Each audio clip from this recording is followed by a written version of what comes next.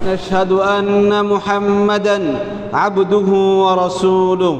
أما بعد، فإن خير الحديث كتاب الله، وخير الهدي هدي محمد صلى الله عليه وسلم، وشر الأمور محدثاتها، وكل محدثة بدعة، وكل بدعة ضلالة، وكل ضلالة في النار. أعوذ بالله من الشيطان الرجيم. بسم الله الرحمن الرحيم. يا أيها الناس اتقوا ربكم الذي خلقكم من نفس واحدة وخلق منها زوجها، وبث منهما رجالا كثيرا ونساء.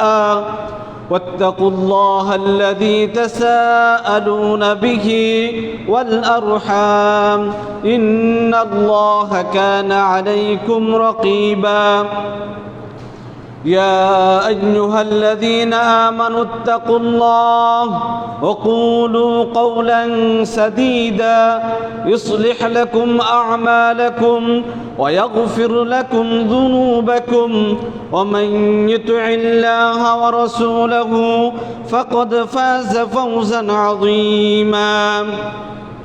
وقال تعالى في موضع آخر: أعوذ بالله من الشيطان الرجيم. بسم الله الرحمن الرحيم. ولقد بعثنا في كل أمة رسولا أن اعبدوا الله واجتنبوا الطاغوت إلى آخر آية. الحمد لله، সমস্ত প্রশংসা, সমস্ত গুণগান সেই মহান রব্বুল আলামিনের জন্য, যে মহান রব্বুল আলামিন আমাদেরকে মসজিদে আসার জন্য তৌফিক দান করেছেন। সকলে বলি আলহামদুলিল্লাহ।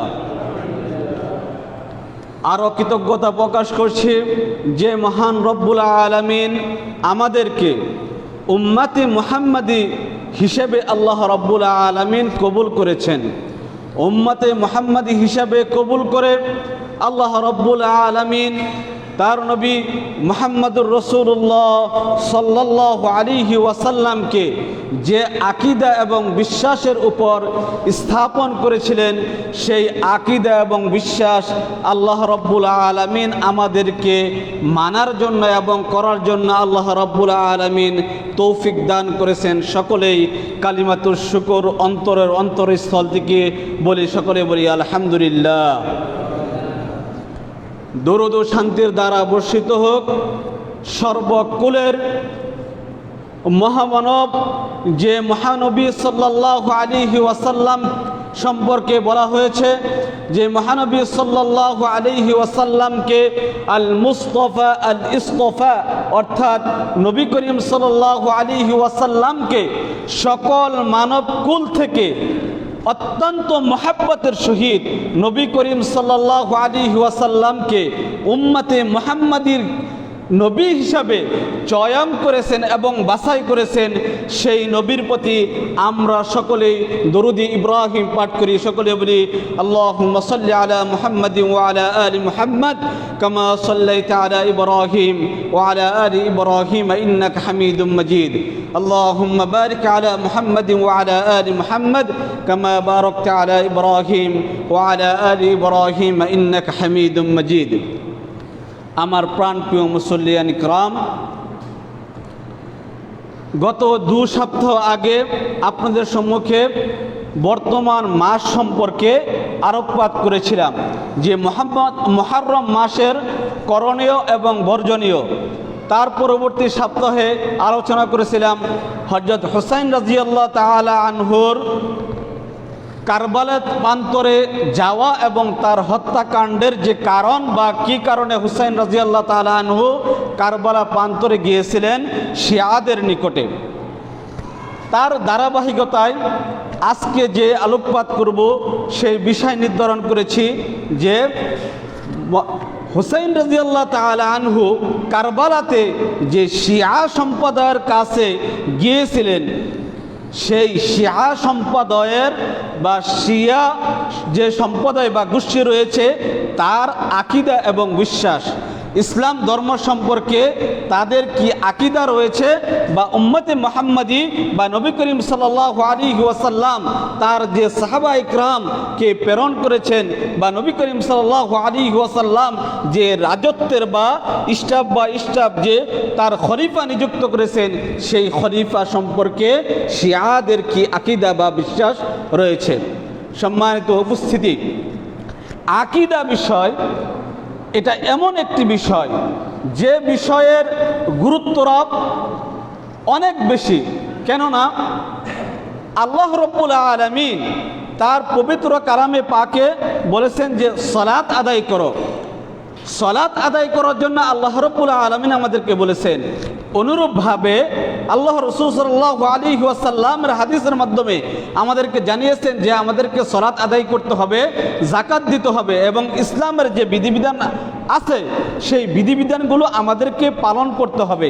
তবে সম্মানিত উপস্থিতি, আল্লাহ রাব্বুল আলামিন আমাদেরকে সৃজন করার পর, সৃষ্টি করার পর তার যে লক্ষ্য উদ্দেশ্য, সেই লক্ষ্য উদ্দেশ্যের প্রথম যে লক্ষ্য উদ্দেশ্য সেটা কি? আল্লাহ রাব্বুল আলামিন সূরাতুল নাহলের ৩৬ নম্বর আয়াতে বলেন, ওয়ালাকাদ বাআসনা ফি কুল্লি উম্মাতির রাসূলান আন ইবুদুল্লাহা ওয়াজতানিবুত তাগুত। আল্লাহ রাব্বুল আলামিন তার পবিত্র কালামে পাকে ইরশাদ করেছেন যে হযরত আদম আলাইহিস সালাতু ওয়াস সালামের পর থেকে, আদম আলাইহিস সালাতু ওয়াস সালামের পর থেকে নবী মুহাম্মদুর রাসূলুল্লাহ সাল্লাল্লাহু আলাইহি ওয়াসাল্লাম পর্যন্ত যত নবী এবং রাসূল সাল্লাল্লাহু আলাইহি ওয়াসাল্লাম আমাদের উপর অর্পিত করেছেন, সকল নবী এবং রাসূলের দায়িত্ব কি ছিল? প্রথম উদ্দেশ্য ছিল আনি'বুদুল্লাহ, আনি'বুদুল্লাহ ওয়াজতানিবুত তাগুত। আনি'বুদুল্লাহ, কার ইবাদত করব? আল্লাহ রাব্বুল আলামিনের ইবাদত করব। আল্লাহ রাব্বুল আলামিন যে আমাদের স্রষ্টা, সেই স্রষ্টার আমরা ইবাদত করব। আই আনি'বুদুল্লাহ আই লিওয়াহিদিহি, যে একক আল্লাহ রাব্বুল আলামিনের ইবাদত করতে হবে। যেমনভাবে আল্লাহ রাব্বুল আলামিন বলেছেন যে ওমা খালাকতুল জিন্না ওয়াল ইনসা ইল্লা লিয়াবুদুন আই লিওয়াহিদুন। আল্লাহ রাব্বুল আলামিন মানব সকলকে সৃষ্টি করেছেন তার ইবাদত করার জন্য। ইবাদত কার? একত্বভাবের ইবাদত করতে হবে। আই লিয়াবুদুন আই লিওয়াহিদুন, অর্থাৎ একক স্রষ্টা যে রয়েছে সেই একক স্রষ্টার ইবাদত আল্লাহ রাব্বুল আলামিন আমাদেরকে করার জন্য আদেশ করেছেন। সম্মানিত উপস্থিতি, আকীদা এমন একটি বিষয় যে বিষয়টি আপনি লক্ষ্য করবেন যে সালাত আপনাকে দিনে আদায় করতে হবে, দিনে 5 বার।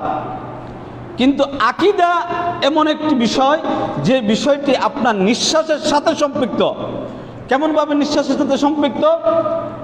আপনার একটা নিঃশ্বাস যেরকমভাবে আপনি নিচ্ছেন, নিঃশ্বাস যদি আপনার নেওয়া বন্ধ হয়ে যায়, যেমনভাবে আপনি মৃত্যুবরণ করবেন, অনুরূপভাবে আপনি যে কোনো মুহূর্তে, দিনে 5 বার নয়, আপনি দিনের যে কোনো মুহূর্তেই যদি আপনার আকীদা এবং বিশ্বাস যদি আল্লাহ রাব্বুল আলামিনের কাছ থেকে বিচ্যুতি ঘটে, তাহলে ঈমান থাকবে? তাহলে কখনো ঈমান থাকবে না। ঈমানের সাথে সংশ্লিষ্ট বিষয় হলো আকীদার বিষয়। আপনার যদি আকীদা ঠিক থাকে, তাহলে কাল কিয়ামতের দিন আল্লাহর কবরে যাওয়ার পরে আপনার যখন নফসের বা আত্মার যখন পরিসমাপ্তি ঘটবে, যখন আপনাকে কবরে নিয়ে যাওয়া হবে, কবরে শায়িত করা হবে, যখন আপনাকে জিজ্ঞাসা করা হবে মার রব্বুকা, তোমার রবকে, তখন আপনি যদি আকীদা এবং বিশ্বাস একমাত্র আল্লাহ রাব্বুল আলামিনের যে সহিহ আকীদা, এই আকীদার প্রতি বিশ্বাস স্থাপন করতে পারেন, তাহলে আপনি উত্তর দিতে পারবেন রব্বি আল্লাহ, আমার রব হলো আল্লাহ। অনুরূপভাবে দ্বিতীয় প্রশ্ন কি? ওয়ামান নাবিয়ুকা, তোমার নবীকে, বা মা হুয়া রাজুল আল্লাযী বুইযা ফীহি, আপনার সম্মুখে নবী করিম সাল্লাল্লাহু আলাইহি ওয়াসাল্লামের চেহারাকে এনে আপনাকে জিজ্ঞাসা করবে, মা হুয়া রাজুল, এই ব্যক্তিকে আল্লাযী বুইসা ফীহি, যে ব্যক্তিকে তোমাদের মধ্যে প্রেরণ করা হয়েছিল, এই ব্যক্তিকে কি তুমি চিনতে পারতেছো? এই প্রশ্ন যখন জিজ্ঞাসা করা হবে, তখন যদি আপনার আকীদা এবং বিশ্বাস ঠিক থাকে, তাহলে বলতে পারবেন ইনি হলো আমাদের নবী মুহাম্মদুর রাসূলুল্লাহ সাল্লাল্লাহু আলাইহি ওয়াসাল্লাম। সম্মানিত সুধী, দেখেন আকীদার বিষয়টা কত গুরুত্বপূর্ণ। যদি আপনার আকীদার বিষয়টা সঠিক হয়ে যায়, তাহলে আল্লাহ রাব্বুল আলামিন বলেছেন যে ওয়াযালিকাল ফাওজুল আযীম, আপনি হবেন কিয়ামতের দিন, শেষ বিচারের দিন, কবরের মধ্যে, হাসরের মধ্যে আপনি হবেন সফলকাম ব্যক্তি। সফলতা আপনাকে দেখবে না যে আপনি কত বড় ঘর নির্মাণ করছেন, আপনি কত বড় বাড়ি নির্মাণ করেছেন, এটা আপনার সফলতা নয়। আপনি কত বড় আলেম হয়েছেন, কত বড় বক্তা হয়েছেন, আপনার কত lakh lakh million million follower আপনার রয়েছে, সেই ফলোয়ারের দিকে আপনাকে লক্ষ্য করা হবে না। আপনার লক্ষ্য করা হবে না আপনি কোন দেশের প্রধানমন্ত্রী হয়েছেন, আপনাকে লক্ষ্য করা হবে না যে বাংলাদেশ রাষ্ট্রকে আপনার পরিচালনা করার জন্য আপনি 10 বছর 15 বছর আপনি ক্ষমতায় সমাসীন রয়েছেন। এটা আপনার জীবনের সফলতা নয়। সফলতা কোথায় রয়েছে? সফলতা রয়েছে একমাত্র কবরের দিনে, যেদিন আযাবের দিন হবে, যেদিন হাসরের দিন হবে। সেদিন যদি আপনি এই 3টা বাক্যের উত্তর যদি আপনি সম্পূর্ণভাবে দিতে পারেন, তখন যদি আপনি জান্নাতি হতে পারেন, তখনই কিন্তু আপনি সফলতার উত্তম সফলতা হতে পারলেন। সম্মানিত মুসল্লিয়ান ইকরাম, আপনাদেরকে আমি বোঝাতে চাচ্ছি যে আকীদার এমন একটি বিষয়, এই সাবজেক্টের ব্যাপারে বাংলাদেশে এমন কোনো শিক্ষা প্রতিষ্ঠান নাই যে আকীদা বিষয়ে আপনার কোনো ডিরেকশন দিবে বা দিক নির্দেশনা দিবে। সারা বিশ্বের মধ্যে সবচেয়ে বড় যে ইসলামিক ইউনিভার্সিটি রয়েছে, যেটাকে বলা হয় আল জামিয়াতুল ইসলামিয়া বিল মদিনাতুল মুনাওয়ারা, সেই ইসলামিক ইউনিভার্সিটিতে একটি সাবজেক্ট বা একটি ডিপার্টমেন্ট, মুস্তাকিল একটি ডিপার্টমেন্ট রয়েছে, সেটা হলো আল আকীদা বিভাগ। আকীদা বিভাগ রয়েছে কি জন্য? আকীদার গুরুত্ব বোঝানোর জন্য। আপনি আল্লাহ রাব্বুল আলামিনের ইবাদত করলেন, কিন্তু আপনি বিশ্বাস করলেন যে আল্লাহ রাব্বুল আলামিনের সাথে অন্য কারো ইবাদত করা যাবে, এই ইচ্ছা পোষণ যদি করে, তাহলে কি সেই ব্যক্তির ইবাদত কবুল হবে? কখনো কবুল হবে না। সম্মানিত সুধী, আল্লাহ রাব্বুল আলামিন তার পবিত্র কালামে সূরাতুন নাহলে উল্লেখ করলেন যে ওয়ালাকাদ বাআসনা ফি কুল্লি উম্মাতির রাসূলান আন ইবুদুল্লাহ ওয়াজতানিবুত তাগুত। আল্লাহ রাব্বুল আলামিন আদম আলাইহিস সালাতু ওয়াস সালাম থেকে নিয়ে নবী মুহাম্মদুর রাসূলুল্লাহ সাল্লাল্লাহু আলাইহি ওয়াসাল্লামকে সাল্লাম পর্যন্ত যত নবী এসেছেন, সকল নবীর দাওয়াতের বিষয় কি ছিল? যে আল্লাহ রাব্বুল আলামিনের ইবাদত করা। ইবাদতটা হতে হবে একমাত্র আল্লাহ রাব্বুল আলামিনের উদ্দেশ্যেই, অন্য কোনো ব্যক্তির উদ্দেশ্যে যদি আপনি ইবাদত করেন, তাহলে কিন্তু আপনার ইবাদত আল্লাহ রাব্বুল আলামিন কবুল করবেন না। আপনার আকীদা যদি ঠিক না হয়, আল্লাহ রাব্বুল আলামিন পবিত্র কালামে পকে বলেন ওয়ালাকাদ ওয়াকাদিমনা ইলা মা আমিলু মিন আমালিন ফাজআলনাহু হাবাআম মানসুরা। আপনি নামাজ আদায় করলেন, যাকাত দিলেন, হজ করলেন, প্রত্যেক দিন আপনি ফরজ পড়লেন, নফল করলেন, সব ইবাদত বন্দেগী করলেন, প্রত্যেক বছর হজ করলেন, কিন্তু যদি আপনার আকীদা যদি আপনার ঠিক না হয়, তাহলে আপনার ইবাদতের ক্ষেত্রে আল্লাহ রাব্বুল আলামিন বলছেন যে ওয়াকাদিমনা ইলা মা আমিলু মিন আমালিন ফাজআলনাহু হাবাআম মানসুরা। কিয়ামতের দিন মানুষ সকল কি করবে? আল্লাহ রাব্বুল আলামিনের কাছে যে জিজ্ঞাসা করবে যে আল্লাহ রাব্বুল আলামিন, আমি এত এত আমল নিয়ে আসছি, এত ইবাদত বন্দেগী করছি, আমি সালাত করছি, যাকাত দিয়েছি, দান করছি, আপনার কোনো কাজে আমি অবদ্ধ হই নাই, তারপরেও কেন আমার আমল? মুআয ইবনে জাবাল রাদিয়াল্লাহু তাআলা আনহুকে আল্লাহ রাসূল সাল্লাল্লাহু আলাইহি ওয়াসাল্লাম বললেন, যখন তুমি তোমার দেশে যে ইয়ামানে যে যখন তোমার অধীনস্থদেরকে দাওয়াত দিবে, সর্বপ্রথম তুমি দাওয়াত দিবে আকীদার দাওয়াত তুমি সর্বপ্রথম পোষণ করবে। ফাইনহুম আতাউ লিযালিক, যখন তারা এই বিষয়ের উপর ইতাআত করবে, আনুগত্য করবে, তখন তুমি অন্য কোনো বিষয়ে তুমি দাওয়াত দিবে। সম্মানিত উপস্থিতি, নবী করিম সাল্লাল্লাহু আলাইহি ওয়াসাল্লামের নবুয়তের জীবন কত বছর? নবুয়তের জীবন হলো 23 বছর। নবী করিম সাল্লাল্লাহু আলাইহি ওয়াসাল্লাম নবুয়ত পেয়ে কত বছর জীবিত ছিলেন? 23 বছর জীবিত ছিলেন। নবী করিম সাল্লাল্লাহু আলাইহি ওয়াসাল্লাম মক্কি জীবনে কখনো বলেন নাই যে তোমরা সালাত আদায় করো। এই কথা, এই দিক নির্দেশনা কখনোই নবী করিম সাল্লাল্লাহু আলাইহি ওয়াসাল্লাম তাদেরকে দান করেন নাই। নবী করিম সাল্লাল্লাহু আলাইহি ওয়াসাল্লাম তাদেরকে গোপনে গোপনে যে দাওয়াতটি দিয়েছিলেন সেটা হলো আকীদা সংশোধনের দাওয়াত। যদি তোমার আকীদা ঠিক হয়ে যায় তাহলে তোমার অন্য আমল তোমার ঠিক হয়ে যাবে। আকীদা ঠিক হওয়ার পর তুমি অল্প আমল করো, তাহলে নাজাতের জন্যই যথেষ্ট হবে। এতক্ষণ আপনাদের আকীদার গুরুত্ব বোঝানোর কারণ হলো, সম্মানিত সুধী, আজকে বর্তমান সময়ে আমাদের সমাজে যে শিয়া সম্প্রদায় রয়েছে, সেই শিয়া সম্প্রদায় তারা কোন আকীদা লালন করে? রাসূল করিম সাল্লাল্লাহু আলাইহি ওয়াসাল্লামের সাহাবী সম্পর্কে তাদের কি আকীদা রয়েছে, কি বিশ্বাস রয়েছে, সেই বিষয়ে এখন কথা বলবো। সম্মানিত উপস্থিতি, রাসূল করিম সাল্লাল্লাহু আলাইহি ওয়াসাল্লামের সাহাবীদের সম্পর্কে এমন বিরূপ মন্তব্য করে যে মন্তব্যগুলো শুনলে আপনাদের গা শিহরিত হয়ে যাবে, যে আপনাদের এই শিয়াদের প্রতি এত মন খারাপ হবে যে আপনি শিয়া নামটা উচ্চারণ করতেও আপনার মনের মধ্যে ঘৃণা আসবে। সম্মানিত উপস্থিতি, শিয়া সম্প্রদায়ের একটি আকীদা হলো আল মুতআ, অর্থাৎ হলো মুতা বিবাহকে তারা কি জায়েজ মনে করে। মুতা বিবাহকে তারা কি জায়েজ মনে করে। যেই মুতা বিবাহ ইসলামের প্রথম যুগে কি ছিল? ইসলামের প্রথম যুগে মুতা বিবাহ কিন্তু জায়েজ ছিল, কিন্তু আল্লাহ রাসূল সাল্লাল্লাহু আলাইহি ওয়াসাল্লাম খাইবারের যুদ্ধের সময় কি মুতা বিবাহ কি করে দিয়েছেন? হারাম করে দিয়েছেন। কিন্তু শিয়া সম্প্রদায়ের এখনো পর্যন্ত যে আকীদা রয়েছে, সেই আকীদা হলো যে তাদের দেশে যদি কেউ ভ্রমণ করে তাহলে 2 দিন অথবা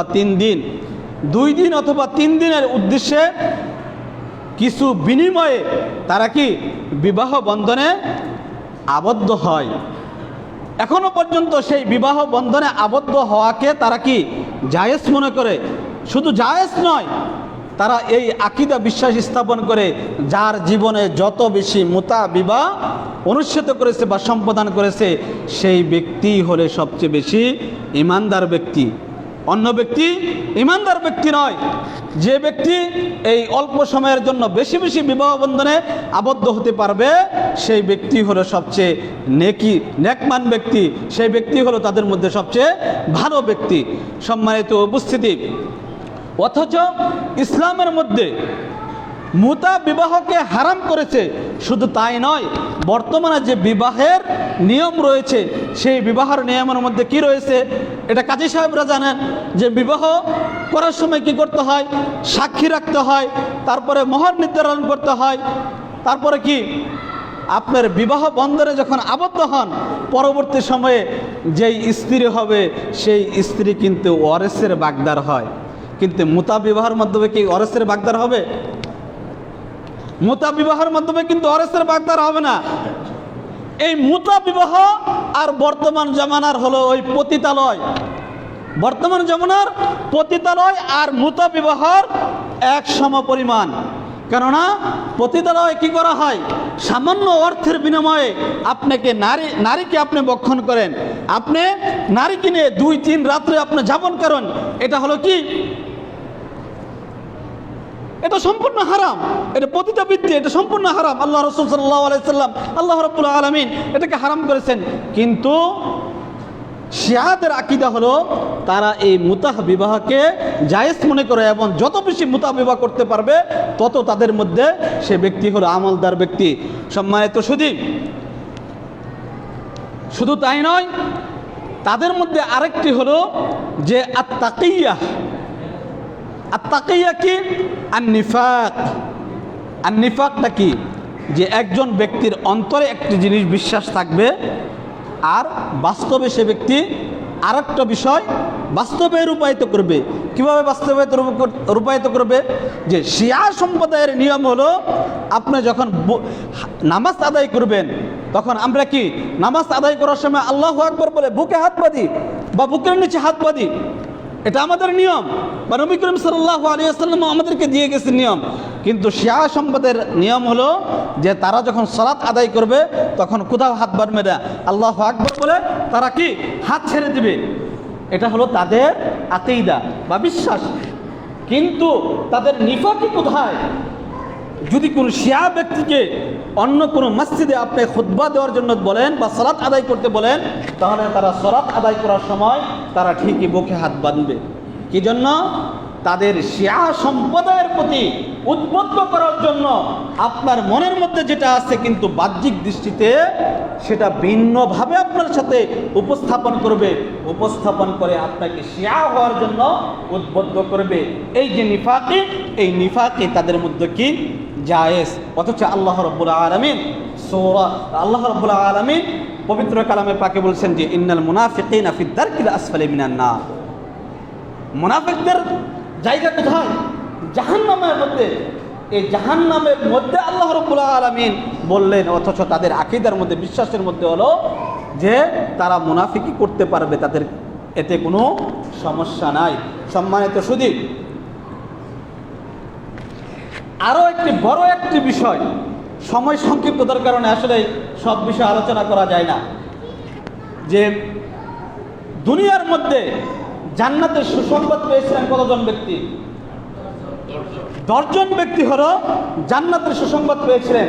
তাদের মধ্যে কি আল্লাহ রাসূল সাল্লাল্লাহু আলাইহি ওয়াসাল্লাম তিরমিজির হাদিসে 3747 নম্বর হাদিসে বলছেন যে আবু বকর ফিল জান্নাহ ওয়া উমর ফিল জান্নাহ ওয়া উসমান ফিল জান্নাহ ওয়া আলী ফিল জান্নাহ ওয়া জুবাইর ইবনে আল-আওয়াম ফিল জান্নাহ ওয়া তালহা ইবনে জুবাইর ফিল জান্নাহ ওয়া আব্দুর রহমান ইবনে আউফ ফিল জান্নাহ ওয়া সাদ ইবনে আবি ওয়াক্কাস ফিল জান্নাহ ওয়া সাঈদ ইবনে জুবাইর ফিল জান্নাহ ওয়া উবাইদা ইবনে আল-জাররাহ ফিল জান্নাহ।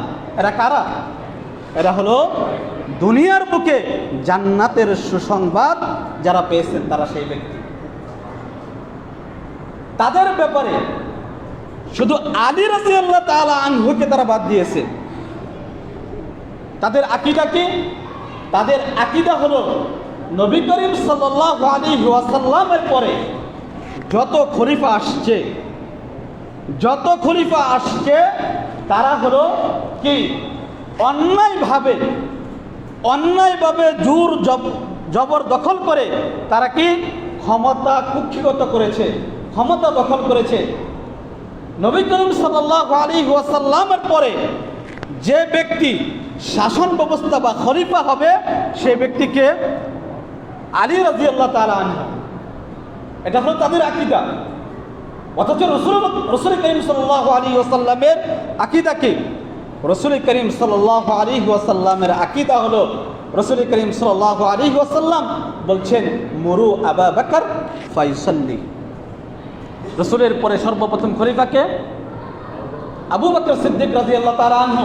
আবু বকর সিদ্দিক রাদিয়াল্লাহু তাআলা আনহুকে খলিফা, পরবর্তীতে যে খলিফা হবে এটার দিক নির্দেশনা কে দিয়ে গিয়েছিলেন? স্বয়ং রাসূল করিম সাল্লাল্লাহু আলাইহি ওয়াসাল্লাম দিয়ে গিয়েছিলেন। কেননা রাসূল করিম সাল্লাল্লাহু আলাইহি ওয়াসাল্লাম যখন অসুস্থ হয়েছিলেন তখন কিন্তু রাসূল করিম সাল্লাল্লাহু আলাইহি ওয়াসাল্লাম বলেছিলেন যে আবু বকর মুরু আবু বকর রাদিয়াল্লাহু তাআলা আনহুকে নির্দেশ দান করো যেন আবু বকর সিদ্দিক রাদিয়াল্লাহু তাআলা আনহু কি করে? আবু বকর সিদ্দিক রাদিয়াল্লাহু তাআলা আনহু তার উম্মতের সাহাবীদেরকে নিয়ে কি করে? সালাত আদায় করে। তাহলে ইমামতের দায়িত্ব দিলেন কাকে? আবু বকর সিদ্দিক রাদিয়াল্লাহু তাআলা আনহুকে। আবু বকর রাদিয়াল্লাহু তাআলা আনহুকে কিন্তু খলিফা হওয়ার দিক নির্দেশনা দিয়ে গেছেন আল্লাহ রাসূল সাল্লাল্লাহু আলাইহি ওয়াসাল্লাম। আল্লাহ রাসূল সাল্লাল্লাহু আলাইহি ওয়াসাল্লামের মৃত্যুবরণ করার পর সকল খলিফারা, যারা আবু বকর রাদিয়াল্লাহু তাআলা আনহু, ওমর রাদিয়াল্লাহু তাআলা, উসমান রাদিয়াল্লাহু তাআলা আনহু, আলী রাদিয়াল্লাহু তাআলা আনহু, কাকে খলিফা হওয়ার জন্য তারা করলেন? এক বাক্যে কিন্তু আবু বকর রাদিয়াল্লাহু তাআলা আনহুকে তারা খলিফা হিসেবে মেনে নিলেন। রাসূল করিম সাল্লাল্লাহু আলাইহি ওয়াসাল্লামের সাহাবীরা যদি খলিফা হিসেবে আবু বকর রাদিয়াল্লাহু তাআলা আনহুকে মেনে নিতে পারে, আপনি কোন কার শিয়া হয়ে গেছেন যে আপনাকে আবু বকর রাদিয়াল্লাহু তাআলা আনহুকে আপনি খলিফা হিসেবে মানবেন না? শুধু এটা করেই ছাড় দেন নাই। শিয়াদের আকীদা হলো যে আল্লাহ রাসূল সাল্লাল্লাহু আলাইহি ওয়াসাল্লামের স্ত্রী ছিলেন কে? আয়েশা সিদ্দিকা রাদিয়াল্লাহু তাআলা আনহা। আয়েশা সিদ্দিকা রাদিয়াল্লাহু তাআলা আনহা সম্পর্কে তারা বলে যে আয়েশা সিদ্দিকা রাদিয়াল্লাহু তাআলা আনহাকে যে তিনি ছিলেন জিনাহকারী, তিনি জিনাহ করেছেন। আপনারা জানেন সম্মানিত উপস্থিতি যে রাসূল করিম সাল্লাল্লাহু আলাইহি ওয়াসাল্লাম যখন কাদেসিয়াতের যুদ্ধে গিয়েছিলেন, যখন রাসূল করিম সাল্লাল্লাহু আলাইহি ওয়াসাল্লাম যুদ্ধে গিয়েছিলেন, তখন রাসূল করিম সাল্লাল্লাহু আলাইহি ওয়াসাল্লাম যখন যুদ্ধে গিয়েছিলেন, তখন মা আয়েশা সিদ্দিকা রাদিয়াল্লাহু তাআলা আনহা তার সাথে ছিলেন। যখন যুদ্ধ সমাপ্তি করে যখন আসতেছিলেন, তখন কিন্তু আল্লাহ রাসূল সাল্লাল্লাহু আলাইহি ওয়াসাল্লামের স্ত্রীর কি হয়েছিলেন? কাযায়ে হাজাত, অর্থাৎ প্রস্রাব পায়খানার প্রয়োজন হয়েছিল। তখন কিন্তু ওইখানে একটা যাত্রা বিরতি হয়েছিল। যাত্রা বিরতির সময় যে আল্লাহ রাসূল সাল্লাল্লাহু আলাইহি ওয়াসাল্লামের, যে এটা একটা বড় একটি ঘটনা, আমি সংক্ষিপ্ত আকারে আপনাদেরকে একটু টাচ করছি। ওই সময় যে রাসূল করিম সাল্লাল্লাহু আলাইহি ওয়াসাল্লামের স্ত্রীর হারিয়ে গিয়েছিল, স্বর্ণের হার হারিয়ে গিয়েছিল। সেই কারণে রাসূল করিম সাল্লাল্লাহু আলাইহি ওয়াসাল্লামের স্ত্রী সেখানে অপেক্ষা করতেছিল।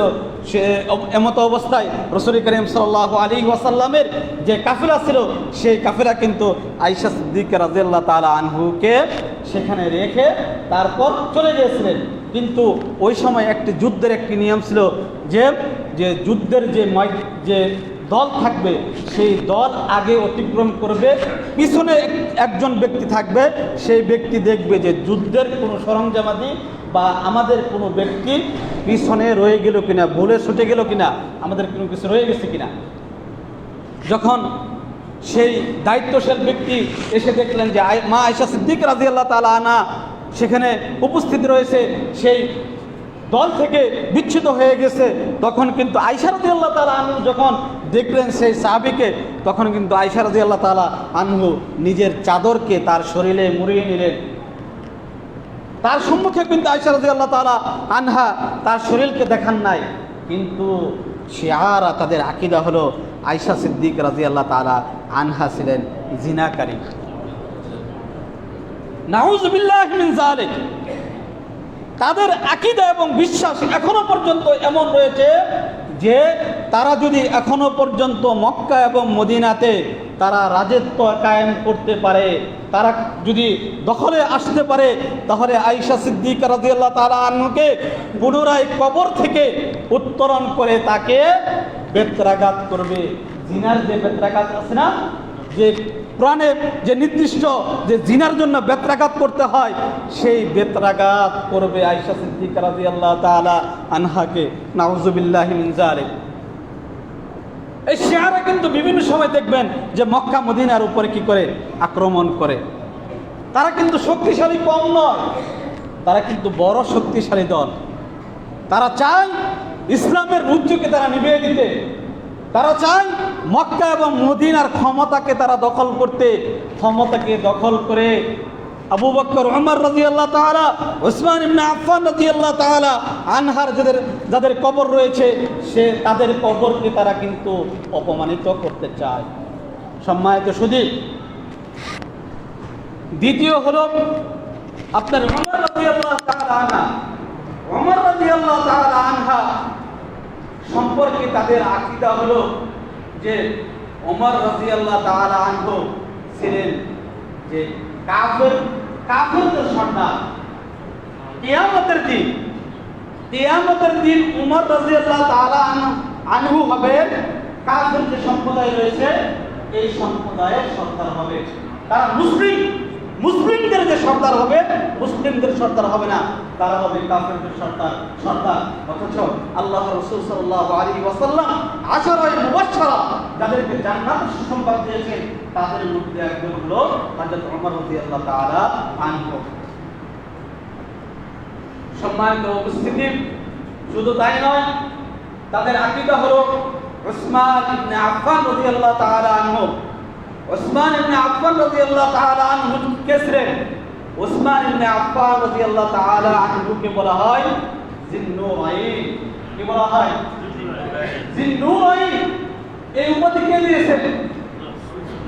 এই উপাধি দিয়েছেন স্বয়ং নবী করিম সাল্লাল্লাহু আলাইহি ওয়াসাল্লাম। এই উপাধি কিন্তু নির্দিষ্ট কোনো ব্যক্তির নয়, এই উপাধি কিন্তু অন্য কোনো সাহাবী দান করেন নাই। এই উপাধি দিয়েছিলেন স্বয়ং নবী করিম সাল্লাল্লাহু আলাইহি ওয়াসাল্লামের।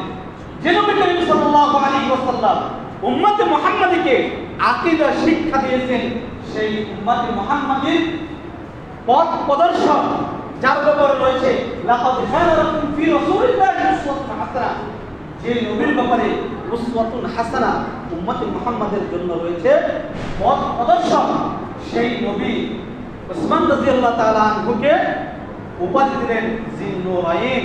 আর সেই জিন্নুরাইন সম্পর্কে তাদের আকীদা হলো জিন্নুরাইন থাকবে, উসমান রাদিয়াল্লাহু তাআলা আনহু থাকবে কিয়ামতের দিন মুনাফিকদের সঙ্গে। আস্তাগফিরুল্লাহল আযীম। কত বড় মিথ্যা, ডাহা মিথ্যা কথা। মুনাফিকদের সরদার হবে উসমান রাদিয়াল্লাহু তাআলা। সম্মানিত উপস্থিতি, শুধু তাই নয়, তালহা ইবনে জুবাইর, তালহার ব্যাপারে তালহা ইবনে জুবাইর এবং জুবাইর ইবনে আল-আওয়াম এরা ছিল আল্লাহ রাসূল সাল্লাল্লাহু আলাইহি ওয়াসাল্লামের বিশিষ্ট সাহাবী। তাদের ব্যাপারে কথা বলার সময় অবশ্যই আমাদেরকে সতর্কতা অবলম্বন করতে হবে। তাদের ব্যাপারে বলা হয়েছে যে জুবাইর ইবনে আল-আওয়াম এবং তালহা ইবনে জুবাইর এদের হাসর এবং নাসর হবে কারুনের সাথে এবং হামানের সাথে। এটা কাদের আকীদা? এটা হলো শিয়া সম্প্রদায়ের আকীদা। তারা আকীদা পোষণ করে যে হামান এবং কারুনদের সম্পর্কে তার সময় তাদের কি হবে? আকীদা হবে। তারা হবে তাদের লিডার। হামান এবং কারুনের যে জাহান্নাম হবে সেখানে তাদের কি তারা জান্নাতে যাবে না, তারা জাহান্নামে যাবে।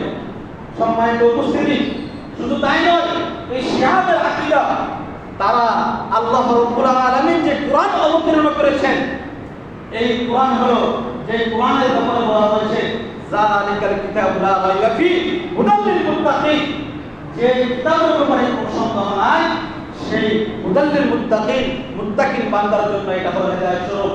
সম্মানিত শুনি, শিয়া সম্প্রদায়ের আকীদা সম্পর্কে আপনাকে অবশ্যই জানতে হবে, আপনার সন্তান সন্ততিদেরকে জানাতে হবে।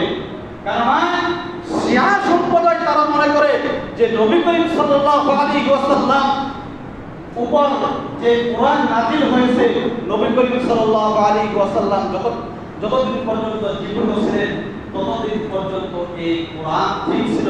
কিন্তু নবী করিম সাল্লাল্লাহু আলাইহি ওয়াসাল্লাম যখন মৃত্যুবরণ করেছেন তখন এই কোরআন কি হয়ে গেছে? মাহরুফ হয়ে গেছে, বাতিল হয়ে গেছে এই কোরআন। আমরা জানি কি কোরআনের আয়াত কত?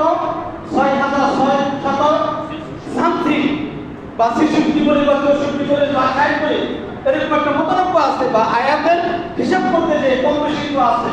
কিন্তু তারা বলে যে কোরআনের আয়াত হলো 17,000 কোরআনের আয়াত।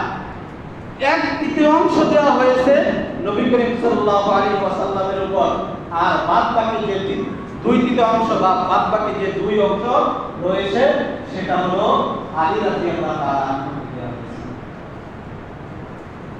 এটা নবী মুহাম্মদ সাল্লাল্লাহু আলাইহি ওয়াসাল্লামকে দেওয়া হয় নাই। সম্মানিত শুনি, এই তো কোরআনের আয়াত সম্পর্কে আপনার আকীদা, কিন্তু কোরআনের যে ভিতরে বর্তমান যে কোরআন বিদ্যমান রয়েছে এই কোরআনের আয়াত সম্পর্কে দেখেন তাদের আকীদা।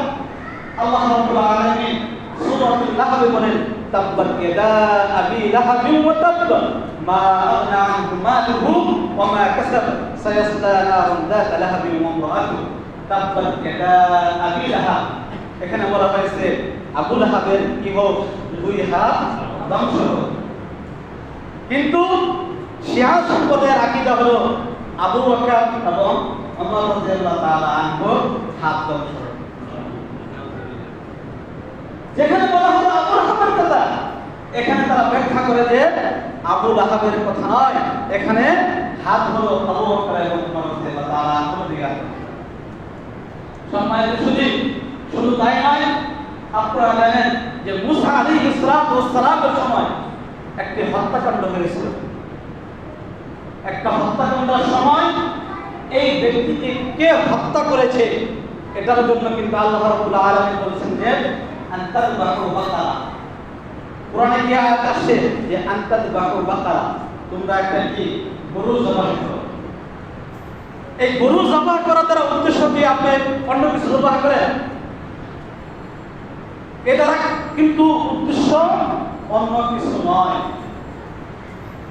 তারা কিন্তু তখন গরুকে জবাই করলো, গরুকে জবাই করার পর সেই গরুর একটি গোশত সেই ব্যক্তির উপর নিক্ষেপ করলো, তারপর কিন্তু এই গোশত থেকে আওয়াজ আসলো সেই ব্যক্তিকে কে হত্যা করেছে, যে এই ব্যক্তিকে সে ব্যক্তি হত্যা করেছে। বড় ঘটনা, সময় লাগবে অনেক, ওইদিকে যাচ্ছি না।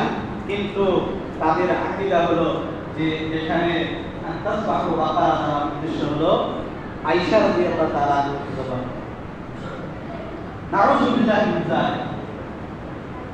সম্মানিত উপস্থিতি, আপনি আমল যত বেশি করতে পারেন, আমল করতে আপনার কোনো সমস্যা নাই। আপনি দুনিয়া থেকে নিয়ে আসমান পর্যন্ত আমল করেন এবং সেটা হবে নেক আমল, কিন্তু আপনার আকীদা যদি ঠিক না থাকে তাহলে সেই আমলে কোনো ফায়দা হবে না। অবশ্যই আমাদের আকীদা ঠিক করতে হবে।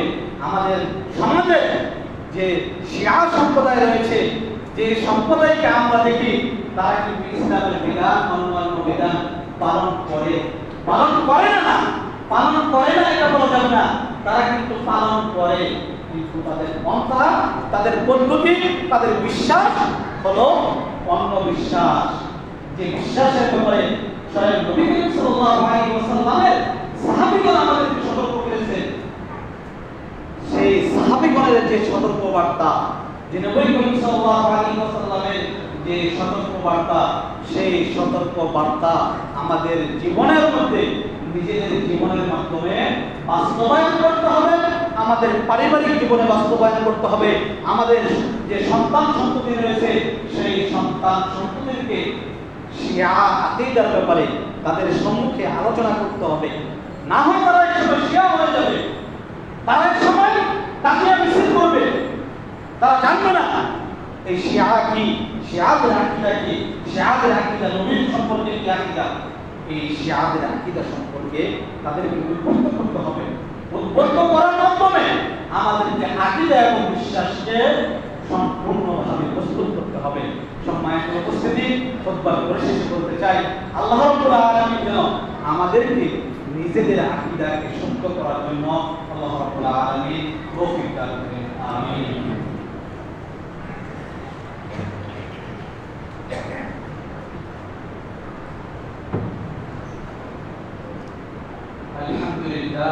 الحمد لله نحمده ونستعينه ونستغفره ونؤمن به ونتوكل عليه ونعوذ بالله من شرور أنفسنا ومن سيئات أعمالنا، من يهدي الله فلا مضل له ومن يضلل فلا هادي له، ونشهد أن لا إله إلا الله وحده لا شريك له.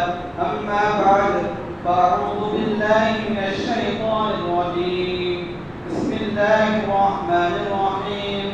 إن الله يأمر بالعدل والإحسان وإيتاء ذي القربى القربى وينهى عن الفحشاء والمنكر والبغي يعظكم لعلكم تذكرون. اللهم صل على محمد وعلى آل محمد كما صليت على إبراهيم وعلى آل إبراهيم إنك حميد مجيد. اللهم بارك على محمد وعلى آل محمد كما باركت على إبراهيم وعلى آل إبراهيم إنك حميد مجيد. اللهم أعز الإسلام والمسلمين. اللهم أعز الإسلام والمسلمين واخذل الكفرة والمبتدئة والمشركين. ربنا آتنا في الدنيا حسنة وفي الآخرة حسنة وقنا عذاب النار. ربنا آتنا في الدنيا حسنة وفي الآخرة حسنة وقنا عذاب النار. رب ارحمهما كما ربياني صغيرا. رب ارحمهما كما ربياني صغيرا.